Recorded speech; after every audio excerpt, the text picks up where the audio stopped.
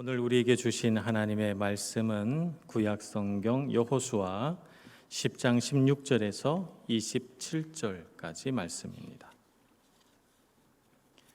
여호수아 10장 16절에서 27절까지 말씀 봉독하겠습니다. 그 다섯 왕들이 도망하여 막게다의 굴에 숨었더니 어떤 사람이 여호수아에게 고하여 이르되 막게다의 굴에 그 다섯 왕들이 숨은 것을 발견하였나이다 하니 여호수아가 이르되 굴 어귀에 큰 돌을 굴려 막고 사람을 그 곁에 두어 그들을 지키게 하고 너희는 지체하지 말고 너희 대적의 뒤를 따라가 그 후군을 쳐서 그들이 자기들의 성읍에 들어가지 못하게 하라. 너희 하나님 여호와께서 그들을 너희 손에 넘겨 주셨느니라 하고 여호수아와 이스라엘 자손이 그들을 크게 사륙하여 거의 멸하였고 그 남은 몇 사람은 견고한 성들로 들어간 고로 모든 백성이 평안히 막게다 진영으로 돌아와 여호수아에게 이르렀더니 혀를 놀려 이스라엘 자손을 대적하는 자가 없었더라.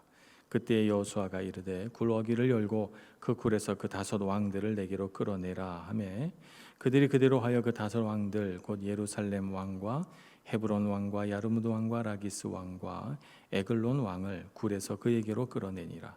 그 왕들을 여호수아에게로 끌어내매 여호수아가 이스라엘 모든 사람을 부르고 자기와 함께 갔던 지휘관들에게 이르되 가까이 와서 이 왕들의 목을 발로 밟으라 하매 그들이 가까이 가서 그들의 목을 밟음에 여호수아가 그들에게 이르되 두려워하지 말며 놀라지 말고 강하고 담대하라. 너희가 맞서서 싸우는 모든 대적에게 여호와께서 다 이와 같이 하시리라 하고 그 후에 여호수아가 그 왕들을 쳐 죽여 다섯 나무에 매달고 저녁까지 나무에 달린 채로 두었다가 해질 때에 여호수아가 명령하매 그들의 시체를 나무에서 내려 그들이 숨었던 굴 안에 던지고 굴 어귀를 큰 돌로 막았더니 오늘까지 그대로 있더라. 아멘. 사람에게는 상반된 두 가지의 욕구가 있습니다. 그래서 사람 마음이 참 복잡한 거죠. 반대되는 두 가지가 다 있으니까요. 사랑하면서 미워하기도 하고 좋아하면서 싫어하기도 하고 먹고 싶기도 하다가 먹기 싫기도 하고 그런 마음이 우리 안에 다 있습니다. 안전에 대한 욕구와 도전에 대한 욕구도 그렇습니다. 안전하고 싶은 마음도 있고 또 도전하고자 하는 욕구도 우리 안에 있습니다. 안전에 대한 욕구는 우리 삶에서 어떻게 표현되는가 하면 위험 요소를 제거하는 것으로 이렇게 표현합니다. 위험한 것들은 다 제거해버리고 평안하게 하고 모험하지 않는 거죠. 그러면 우리가 그 안에서 안전하다고 느끼고 평안을 누리게 됩니다. 단점이 있다면 단점은 이런 겁니다. 이 평안한 것에 안주하려고 하기 때문에 새로운 시도를 하지 않습니다. 새로운 것을 받아들이려고 하지도 않고요. 그러다 보니까 삶이 방어적이 되고 방어적으로 살다 보니까 삶의 지경이 점점 넓어지는 것이 아니라 그 반대로 삶의 지경이 점점 좁아지게 되는 것입니다. 도전에 대한 욕구도 우리 안에 있습니다. 도전에 대한 욕구를 우리 삶에 표현할 때는 어떻게 표현되냐면 삶에 개척하는 것으로 표현됩니다. 새로운 일에 도전하고요. 또 자신의 한계를 극복해 보려고 시도해 보는 것이죠. 그것이 되든 안 되든 이렇게 시도를 해보는 것입니다. 그렇게 함으로써 도전적인 삶을 사니까 자꾸 삶의 지경이 넓어집니다. 도전하는 삶, 도전하고자 하는 그런 삶도 참 좋은 반면에 단점도 있습니다. 어떤 단점이 있습니까? 위험을 감수해야 됩니다. 매 도전마다 거기에 따르는 부담감과 위험을 감수해야 되죠. 그러다 보니까 마음이 항상 불안해요. 마음이 불안하고 걱정이 많고 때로는 두려움에 휩싸일 때도 있습니다. 게다가 이 도전하는 삶을 살게 되면 가장 부담스러운 게 뭐냐면 실패에 대한 부담이에요. 실패하면 그 실패에 대한 결과를 오롯이 자기가 다 짊어져야 됩니다. 자기가 받아야 되죠.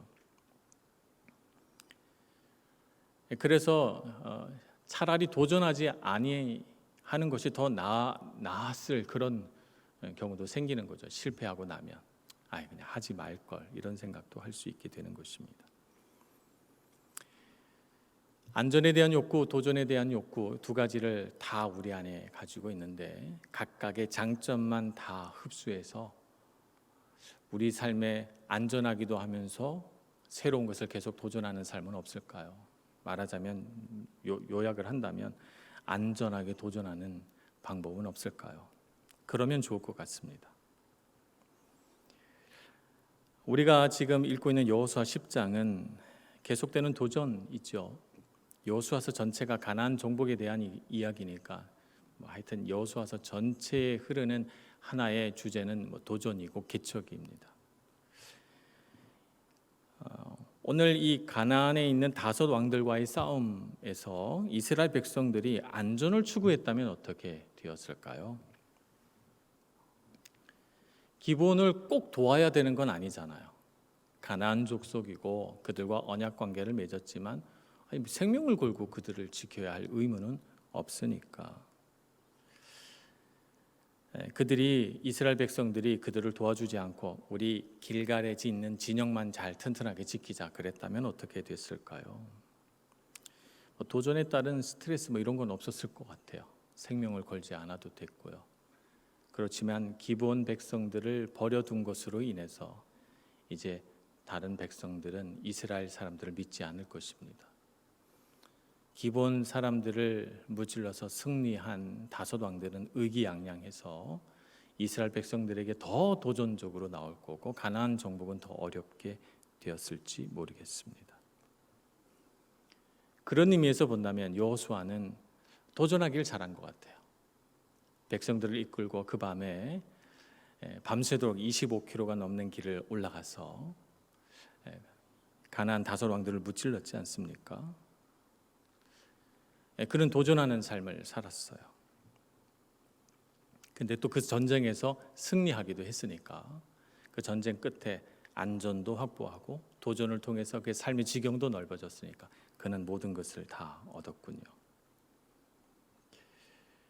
가나안 다섯 왕들과의 전쟁은 지금까지 이스라엘 백성들이 겪었던 전쟁과는 조금 다른 전쟁입니다. 여리고 성이라고 한 성읍과의 전쟁도 아니고 또 한 부족과의 전쟁도 아닙니다. 가나안 여러 부족과 여러 나라가 연합을 해서 연합군을 형성했기 때문에 지금까지 한 전쟁 중에서 가장 큰 전쟁이죠. 가장 어려운 전쟁이다 이렇게 볼 수도 있습니다. 이 가장 큰 도전 앞에서 여호수아와 이스라엘 백성들은 승리를 한 것입니다. 그 비결이 무엇일까요? 그 비결은 바로 하나님이 그들과 함께 하셨기 때문입니다. 하나님이 함께 하셨기 때문에 그들이 승리할 수 있었고 하나님이 함께 하심이 그들의 승리를 보장하는 것이었습니다. 하나님이 함께 하심은 우리가 앞에 이야기한 것처럼 우리의 삶을 안전하게 하는 동시에 우리의 삶의 도전에서 승리하게끔 도와주는 역할을 합니다. 그래서 우리는 인생을 살아갈 때 안전하고도 도전을 통해서 유익을 얻는 삶의 지경을 넓히는 인생을 살아가려면 하나님의 인도하심을 받으면 됩니다. 하나님의 인도하심을 받으면 우리 삶은 안전하고 또 지경도 넓어지기 때문이죠. 여호수아서 전체를 흐르는 관통하는 하나의 주제가 강하고 담대하라라고 하는 주제라는 것 말씀을 드렸습니다. 여호수아 1장 9절의 말씀이죠. 강하고 담대하라 두려워하지 말며 놀라지 말라. 네가 어디로 가든지 내 여호와가 너와 함께 하리라는 말씀을 주셨습니다. 어디로 가든지 내가 너와 함께 하리라는 말씀을 여호수아는 자기의 삶 가운데 받아들여서 그는 자기 삶의 전쟁터에서 이렇게 해석을 했습니다. 하나님의 함께 하심을 주님이 우리를 위해 싸우신다 이렇게 해석을 했습니다. 나와 함께 하셔서 내가 싸울 때 내가 어떤 힘겨운 싸움, 내가 어떤 어려운 도전을 하더라도 하나님은 나를 위해 싸우시고 우리를 위해 싸워주신다는 것이죠. 그래서 안전하게 도전하는 삶, 그 삶은 하나님을 의지하는 삶이요 하나님의 인도하심을 따르는 삶이라고 말할 수 있습니다. 하나님의 인도하심과 하나님의 도우심을 힘입는 그 길은 어디에 있습니까? 여호수아 1장 9절의 말씀 바로 앞에 절은 그런 삶을 살 수 있는 능력에 대하여 설명하고 있습니다. 여호수아 1장 8절의 말씀입니다. 이 율법책을 내 입에서 떠나지 말게 하며 주야로 그것을 묵상하여 그 안에 기록된 대로 다 지켜 행하라.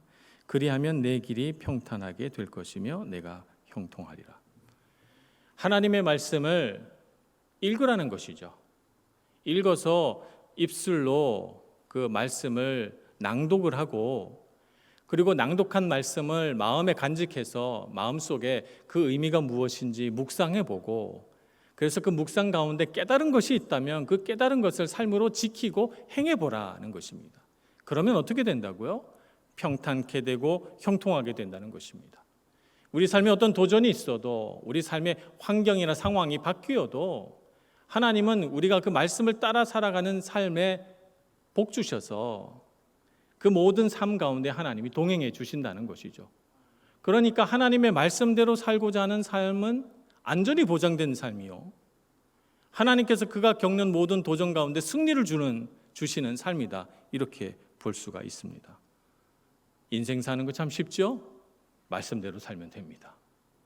말씀 붙들고 살면 승리가 보장된 삶을 살 수 있게 되는 것입니다. 이처럼 좋은 인생이 어디 있겠습니까? 그런데 우리 신앙생활의 문제는 답을 몰라서가 아닙니다. 우리 신앙생활의 문제는 답을 아는데, 이거 모르는 것이 아닌데 알면서도 안 된다는 말입니다. 이렇게 살아야 된다는 거 우리는 어려서부터 들었습니다. 신앙생활하면서 계속 듣는 얘기죠.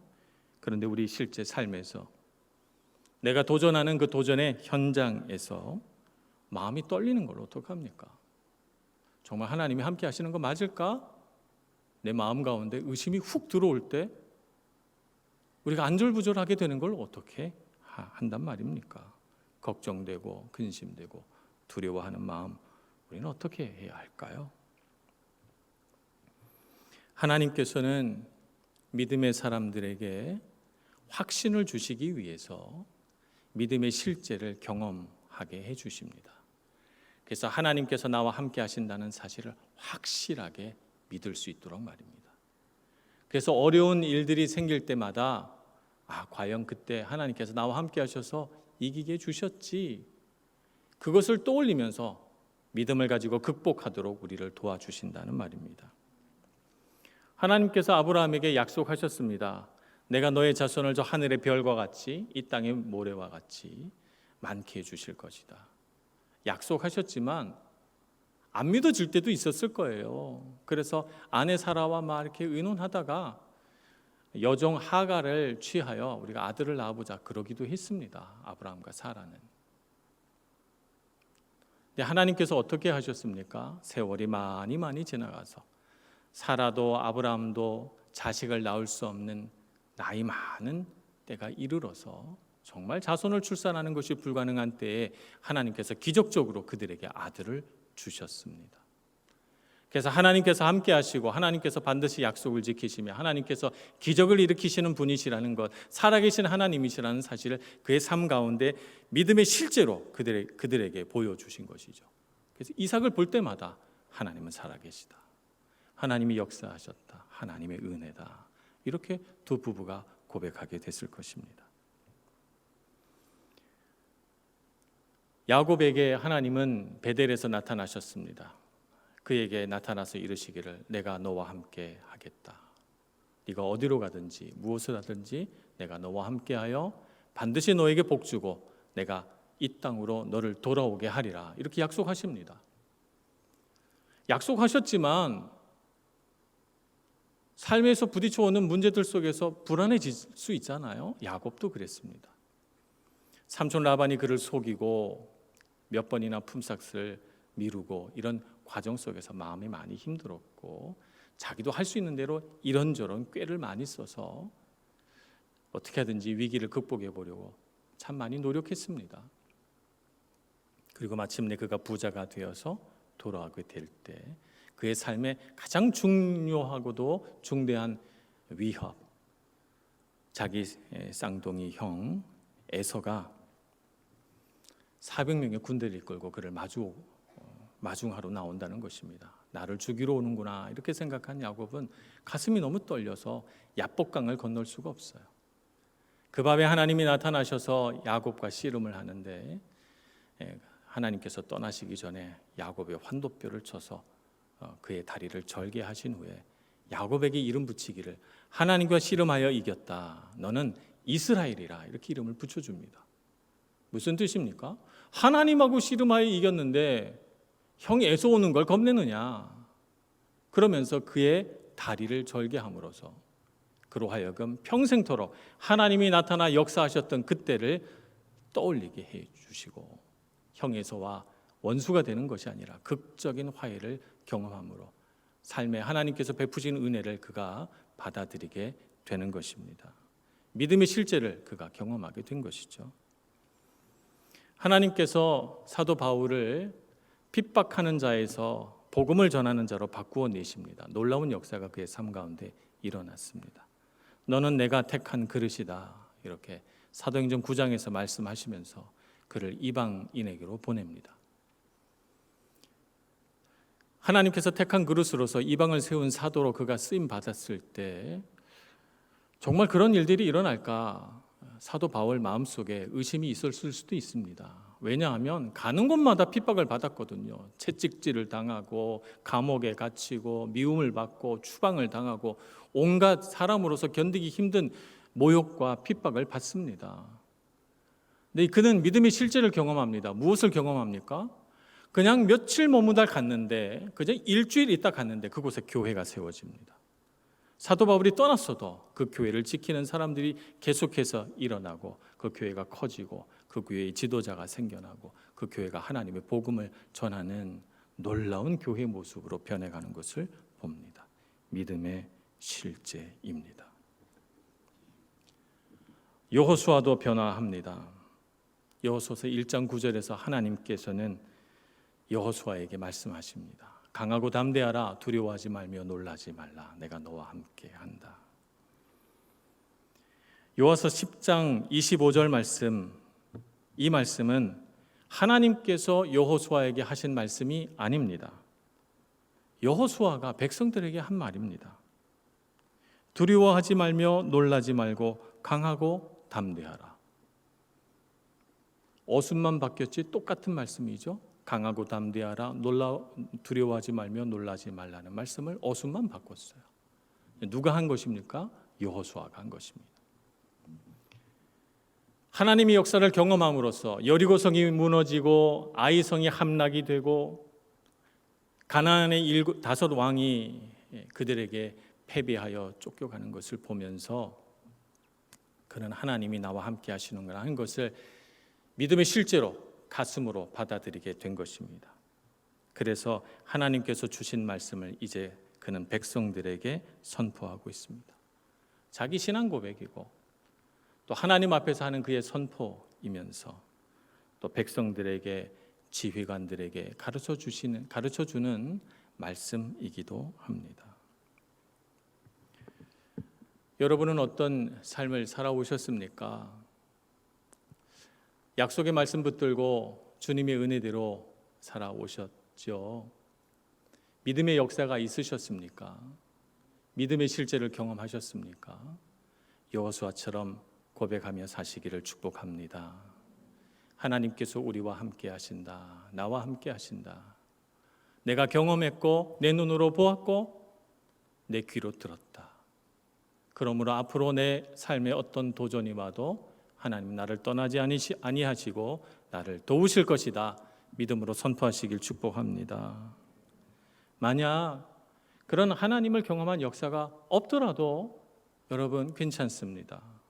이스라엘 백성들처럼 여기 여호수아의 말을 듣는 지휘관들처럼 그런 신앙 고백과 선포의 말씀을 귀로 들으시기를 바랍니다. 나에게도 그런 하나님의 역사가 일어나기를 구하고 기도하여 하나님의 역사를 경험하는 여러분들 되시길 축복합니다. 그래서 우리 믿음의 사람들끼리 모여서 대화할 때 이런 선포와 고백들과 간구와 기도가 많아져서 정말 하나님께서 우리와 함께 하신다는 고백이 여기 저기서 들려지는 아름다운 교회 되기를 소망합니다. 여호수아가 경험한 하나님은 어떤 하나님이었을까요? 가장 먼저 우리가 알 수 있는 하나님은 함께 하시는 분이라는 사실이죠. 우리 삶의 전쟁터에서 나와 함께 하셔서 나를 위해 싸우시는 분이라고 여호수아는 경험했습니다. 하나님께서는 우리와 함께 하셔서 우리가 싸우는 삶의 전쟁터에서도 우리와 함께 하시고 또 우리를 대신하여 싸우십니다. 어떻게 싸우십니까? 하나님은 여호수아와 함께 하셔서 싸우시는 방법을 보니까 하나님은 내가 상상하지 못한 방식으로 싸우십니다. 우리는 전쟁을 준비할 때